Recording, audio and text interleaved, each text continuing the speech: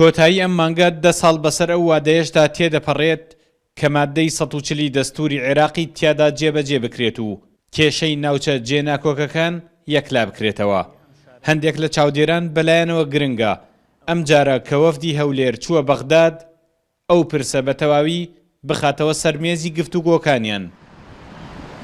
زیاد لە پێویست خەڵکیان لەناو ئەو مادەیە گۆڕی هەر لە بەرامبەر ئەوەی قەزەی کوردی چارەسەر پێ نەکری.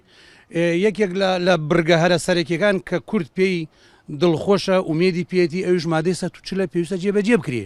ئومێ دەکەین ئەم جاریان وەفدی کوردیمان پێک بێن لەو خەڵکە پسپۆر و شارەزا و دڵسۆزانە بچنە ئەوێ بێ ڕەخنەگرتنیش تکا ئەەکەم با ئەم جاریان کۆبنەوەکان بە نوکتە و پێکەنین بەڕێ نەخرێ.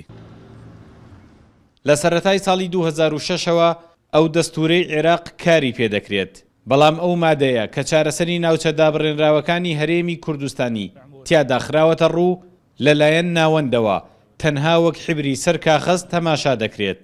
یاساناسێک دەڵێت هەرێم دەتوانێت ئەم بابەتە بگەێنێتە دادگای فیدراڵی.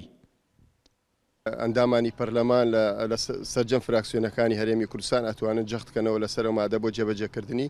لە هەمان کاتە سەرۆکی کۆمارمان هەیە لە بەغدا، سەرۆک کۆمار ئەتوانێ ئەوە نەسێکی دەستوریە و ئەتوانێت جەخت بکاتەوە بۆ جێبەجێ نەبووە.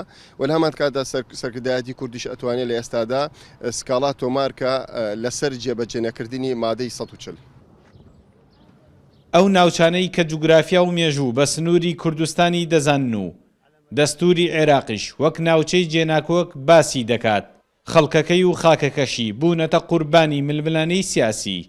ئەوە 10 ساڵە بەغداد مادەیەکی دەستوری کوشتووە و کەچی کێشەکەش هەر زیندووە. سامان کەریم کورد، ساد نیوز، گەرمیان.